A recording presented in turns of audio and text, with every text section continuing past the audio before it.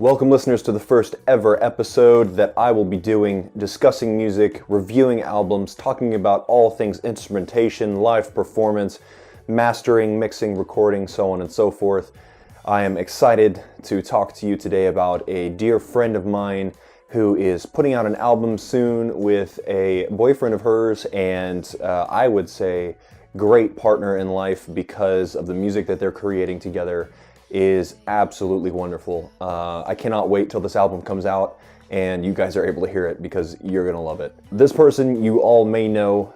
She is famous by most of our standards. Unfortunately, I hate referring to her fame being raised because of this, because to be honest, she deserves to be famous for her talent, not because of her luck of being drawn on a TV show, but she was actually a contestant on season 2 of The Voice. 3 of the 4 judges wanted her on their team, and she competed and successfully pushed her way through a large portion of the season, garnering tons of fans, tons of votes per episode, and just an overall impressive amount of growth in her vocal capabilities and her song composition skills, as this album definitely proved. I've been lucky enough to actually get to know her personally, talk to her one-on-one, discuss music, and she has confidently shared this album with me. She sent this link to me a couple of days ago, and I feel honored that I'm able to listen to it before it's released to the public, and I cannot wait to discuss it with you guys. I just need to make sure that I do it in a way that doesn't give anything away, because I want you guys to make a decision on your own how much you like it, how much you dislike it, and to be quite honest, I'm pretty sure you guys are going to love it, but I don't want to influence your opinions too much, so I'm not going to give anything away as far as the details of the album, and it should be out shortly so you guys can get a taste of it for yourself. Lindsay Pavao has been starting this new band, I guess musical project is what I wanted to call it, but she actually has a couple of other musicians show up for their live performances and recording sessions, and I'll get into that a little bit later, but this project is called Trophy, and it is a few months, possibly a year into the making now, and everything that I've heard from it has been wonderful. There's actually a song already out on YouTube, kind of a teaser for the album, and it's one of the best songs on the album in my opinion. It's called Imiote. I'm gonna go with Imiote. Lindsay, please correct my pronunciation on this one. You can actually listen to a little bit of it here, and I'm actually gonna post the link below as well as in the annotation right next to my head. So click that if you wanna listen to it, and definitely check it out at least after listening to this video. You're gonna love it. So Trophy actually sounds a lot like Radiohead, and I know that this has been a really strong influence for Lindsay, and that's a great thing because Radiohead is one of the most influential bands of my generation. They have been around for quite some time, and their music is extremely eclectic and highbrow, I guess. It is definitely for a professional listener, if you will. Radiohead is the musicians. This band experiments a lot with complexities in sound and rhythm and time signatures. Even lyrics are definitely comparable to most mainstream music, and I would say that all of those elements translated really well into Lindsay and Richie's music for Trophy. The music that they write is music theorically complex. It changes time signatures frequently. Different parts come in and out at different times.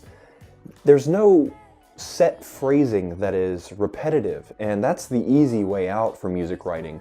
They really explore sounds with every instrument and voice that they use on this album, and you can tell that this composition style comes from a background of experience and a genuine love for the art of music.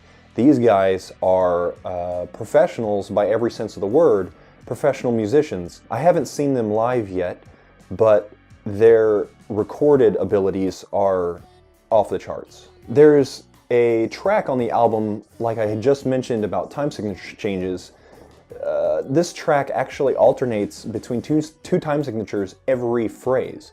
And alternating between these time signatures, I guess, essentially makes it an 11/4 time signature, but it does so in a way that allows you to continue bobbing your head to it, feeling the groove, catching the downbeat, but recognizing that there's something definitely musically complex about this song, and it does not let your attention go.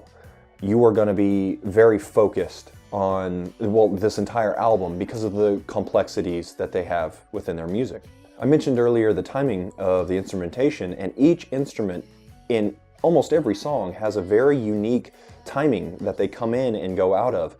It is very feel-based, and I'm quite impressed that they intend to play a lot of these songs live because of how complex the timing is on a lot of the instrumentation. The tonality overall of the entire album is absolutely dreamy. They have declared themselves as dream pop, a genre of which that I am not too familiar with by title, but the sound, like I said, is close enough to Radiohead that if you wanted to consider Radiohead dream pop as well, it seems appropriate.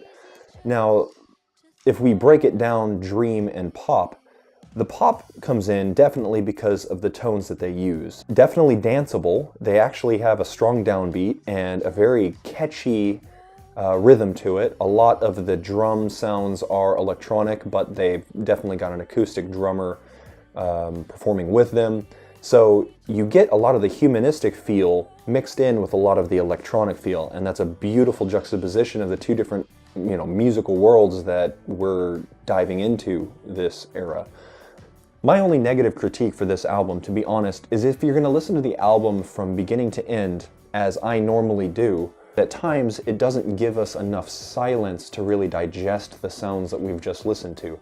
If you were able to say that silence is the canvas on which music is painted, there isn't any canvas really for us left to see. And with that being said, it's still not that big of a bad critique, because it being so full and busy, like I said many times in this review, keeps our attention and shows the detail and the effort put into this album. So to be honest, you need to follow Trophy on Facebook. You gotta get prepared for their album release, because this album is something that you, especially those of you who are fans of Radiohead, who are fans of the dream pop genre, you gotta get your hands on this album, and you're gonna find something in it that you absolutely love, and you musicians are gonna find something that you're inspired by.